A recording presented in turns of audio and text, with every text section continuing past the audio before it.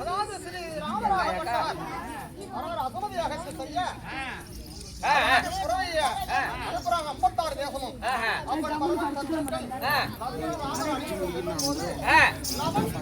வானத்தினால்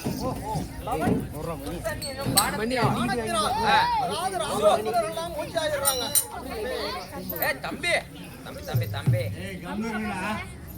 அப்ப ஆஞ்சநாயர் அங்க போறார். அப்ப பார்த்தால் லவன் புசன் இருவர்களும் இதெல்லாம் ஒரு வானரமாகப்பட்டது குரங்கு வந்திருக்குது, இந்த கொண்டு போய் நம்ம விளையாடலாம் அப்படின்னு சொல்லி அந்த வானரத்தை கட்டிக்கொண்டு ஆஞ்சனா தேவி இடத்தில் போகுது. சரி. அப்ப அந்த சீதாபிராட்டி அம்மையார் இடத்தில் போக சீதாபிராட்டி அம்மையாராகப்பட்டவள் இந்த ஆஞ்சநாயரை பார்த்து சாமியும் வந்தாரா, அவர் சண்டையும் செய்தாரா,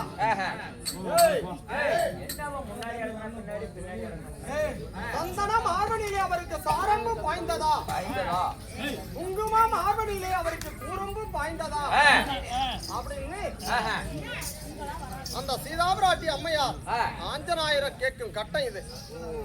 பரவாயில்லைங்க, கூத்து நல்லா நடந்தாங்க. ஏதோ எங்களால தெரிஞ்ச வரைக்கும் நடக்கும். சரிங்க, எனக்கு ஒரு இன்று வைத்துள்ள நாடகம் என்ன, எதற்காக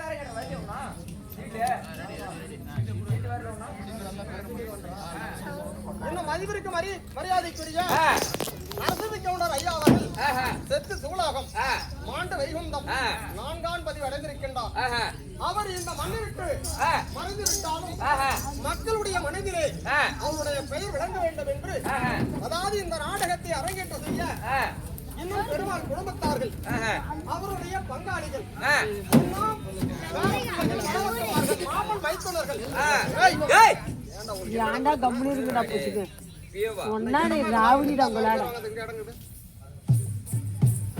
இன்னும் மாமன் மைத்துனர்கள் பங்காளிகள் அனைவர்கள் ஒன்று திரண்டு இந்த நாடகம் அரங்கேற்றம். யாராவது பேரு விடுபட்டு நினைக்காதீங்க, அவர் எழுதிட்டுக்கிறாங்க, அப்புறம் சொல்லிக்கலாங்க இருங்க. அதனால நரசிம்ம ஐயா அவர்களுக்காக அவருடைய நினைவாக இந்த 5வது நாள் அவர்கள் நினைவில் வைத்து இந்த நாடகம் வைத்துள்ள நாடகம், அதாவது ராமாயணம் என்பது 7 காண்டங்கள். இன்று நாம் துவக்கி இருக்கக்கூடியது அயோத்தியா காண்டத்தில் துவக்கி இது ஆரண்ய காண்டத்தில் முடிக்க போகிறோம். ராமர் பாதுகை பட்டாபிஷேகம், ராமர் பாதுகை பட்டாபிஷேகம். இந்த நாடகத்தில் முதல் சபை தற்பாராக உடைகரை அயோத்தியா நகரை ஆண்டு வரக்கூடிய தசரத சக்கரவர்த்தி வரப்போகிறார். தசரத சக்கரவர்த்தி? ஆமா, அவர் உள்ள இருக்கிறார்.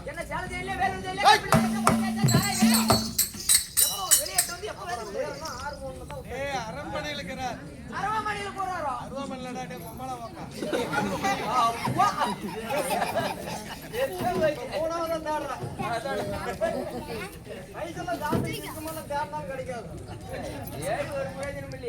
அதனால சரி, அயோத்தி நகரை ஜெகதோடு பரிபாலனம் செய்து வரக்கூடிய தசரத சக்கரவர்த்தி வரப்போகிறார். சரி, அவரால் மற்ற பாத்துக்கிறேன்.